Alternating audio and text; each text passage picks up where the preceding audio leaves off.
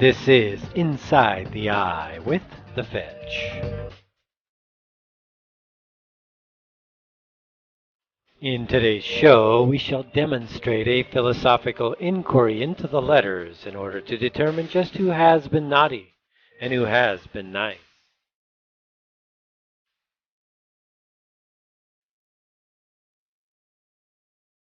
On this, the holiday edition of Inside the Eye, a season's greeting to all and a welcome again to Inside the Eye. This is Inside the Eye, the podcast companion to the Illuminatus Observer. The winter solstice represents a magical time of year. On December 22, the sun is said to die and 3 days later be born again.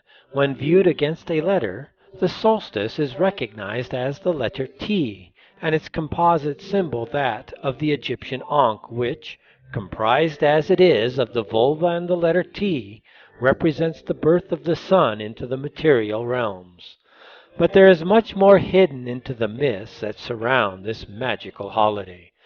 Santa Claus forms the anagram of Satan's claws and, named as it is for Old Saint Nick, returns us further still to alchemy and the metal nickel, which was oft associated with Lucifer.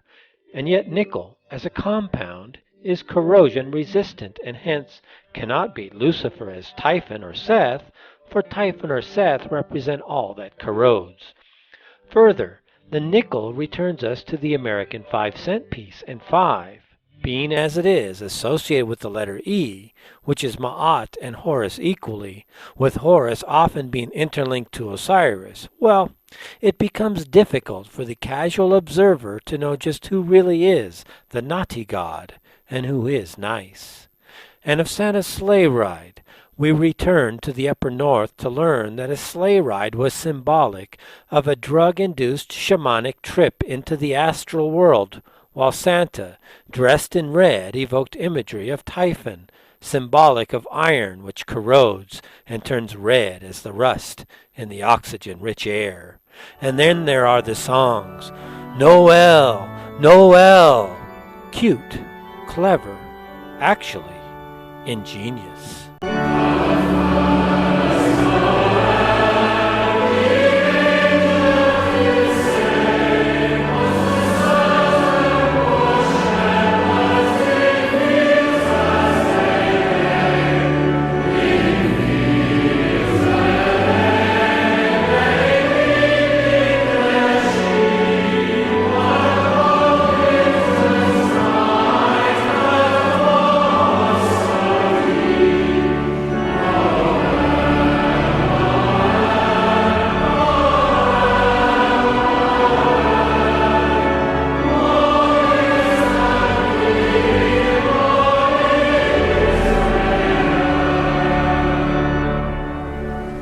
Here is where you may begin your philosophical inquiry into the letters. Manly P. Hall writes thus: The result was the appearance of cryptic systems of writing designed to conceal the presence of both the message and the cryptogram.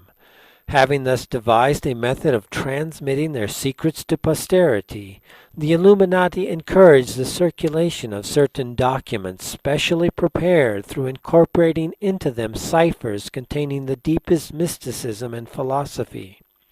Thus, medieval philosophers disseminated their theories throughout Europe without evoking suspicion, since volumes containing these cryptograms could be subjected to the closest of scrutiny without revealing the presence of the hidden message.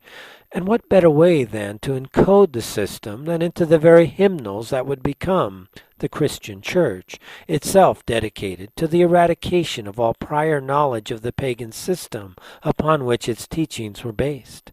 The alphabet, as a representation of the God, was diametrically opposed to the ignorances proffered by the early church, a sessionist-based system wholly dedicated to the perpetuation of Jews as the chosen face of God, with pagans being diminished to that of primitive heathens to be stamped out with little thought to the destruction of the then current state of humanity. It was these early pagan societies that would give rise to the secret societies. And it was the secret societies, combined with the priestcrafts of the dying pagan West, who would imprint their stamp on the Christian church, preserving their primary keys even as their way of life was to be submerged under the Jewish fabricated lie.